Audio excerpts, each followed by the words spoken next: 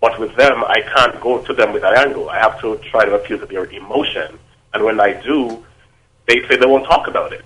Yeah. Because, I would say things like, Christianity was a willing part of, black people being enslaved and stuff like that. And they refused to even address it from that angle. So even from there, we can have that conversation.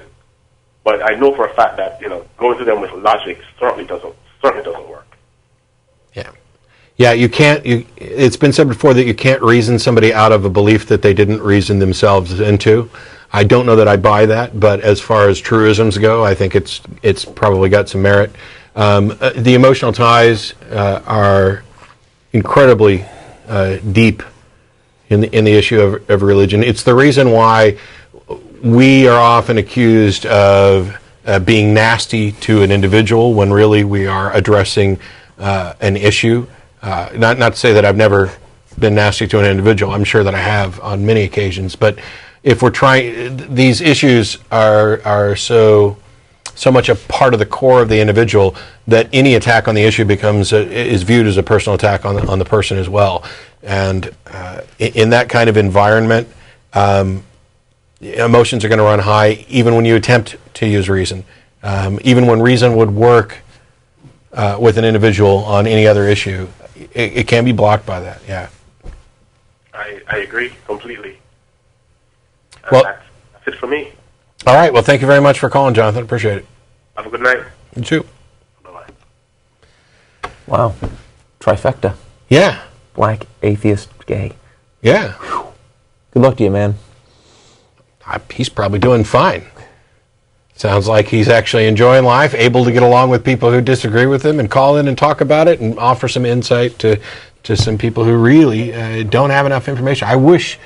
I know there's a number of issues that have come up. Why are there not so many black atheists outspoken? Why are there not as many females? And there are people that are looking into this, but you have to realize that while atheism has been around since the very first claim that there was some God, we're living in an era right now where we've lost ground. If you look at the 19th century, the free thought movement, and you read some of the things that, for example, as I've said a million times before, read some of the things that Colonel Ingersoll was saying at public lectures at the Republican National Convention. This was their speaker one year. If you look at the types of things he was saying, those things vanished. They weren't spoken. When I was younger, the only public atheist I had any knowledge of was Madalyn Murray O'Hair, and she was reviled.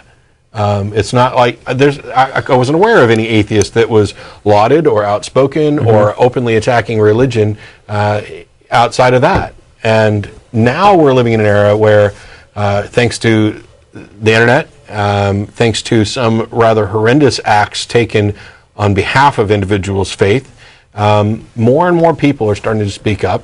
The issues are being talked about. The level of public debate is being raised. Bestsellers are being written. And all of a sudden, a lot of people who quietly sat by, feeling ostracized, feeling like they were the only person that didn't believe, smiling and nodding as their religious family members talked about what wonderful works God was doing in their lives and how God was punishing these people over here. Now those people are starting to feel empowered, that they have a voice. If you're one of those people, you need to feel empowered. You do have a voice. Your voice matters. It counts. It's going to count when it comes time to vote. We are a significant portion of the population, non-believers, the nuns, the largest growing segment of religious population in recent years, and yet our voice is not heard when it comes to political issues. And now we're starting to correct that. We have a lobbyist in Sean Faircloth with the Secular Coalition for America. There are a number of activist groups that are changing the way things work, and it's the more people that can speak out, the better we are. Better off we are. Sorry. Agreed. We have Glenn in San Jose, California. Hey guys, how's it going? Hi, Glenn. Just want to say, I love you guys' show. I've watched pretty much every video on YouTube of you guys, so I watch you guys every week on Ustream. So I'm an atheist. and I have a girlfriend who is a theist, but she's not really very religious. Mm-hmm. But she often defends religion when I, see something on TV of like Bill O'Reilly and all these, religious people who are, defending, horrible things that are caused by religion. She often defends religion, and her argument is that it's not really religion which is, the root cause of these problems. And, for example, I'll say something like, the Quran, defends the, spousal abuse, essentially. It says, like, it's totally okay to beat your wife, and actually it's, encouraged that you should beat your wife. And she'll say, well, no, it's not really the religion that's the problem. It's just, like, a cultural thing, and, they're, it's just, a part of their culture. It's not really religion. I'll say, well, okay, how about, this example? And, she'll say, like, well, no, that's not really religion. That's just, lack of intelligence or lack of education. And she's always defending religion. Now, my question is, how can I demonstrate to her that, religion is a motivation for, causing harm, and that religious beliefs influence people's actions negatively? Acceptance of evolution as a scientific fact in the United States. Right. Yeah. I've given her that example. Like, that is not culture. That is religion sticking its fingers into the business of science education, and harming science education in the United States. On some level, the objection is entirely unfair, because when you say the example of harm that religion has done that couldn't be attributed to culture, religion is the product of culture. I mean, so on some level, we're getting back to it. Somebody's taking an action. Is it because they're evil, or is it because, for example, take a quote from the Bible: "Thou shalt not suffer a witch to live." Now, that passage on its own is toothless until you find somebody who is of such character that they are willing to accept this as an authority and then act upon it. And therefore, it is a reflection of that individual's character. The problem with religion is twofold. One, religions, some of them, tend to contain passages like that are divisive and harmful. So they are prone to being used. I was going to say abused, but that's not correct. If it says, don't suffer a witch to live, killing a witch is an application of this. They are prone to being used by the people who want to take those actions. However, there's a second aspect of this, and that is that religions change the culture that they're in, and therefore they increase the likelihood that that people with those characteristics are going to then be cultivated, not only because of evolutionary means, but by the peer pressure and social impact of going along with the crowd. Yep.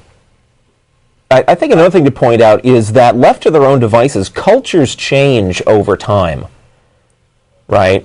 Yep. So if your girlfriend, is that who we're talking about? If your girlfriend is saying that wife beating is just part of the culture of the Middle East,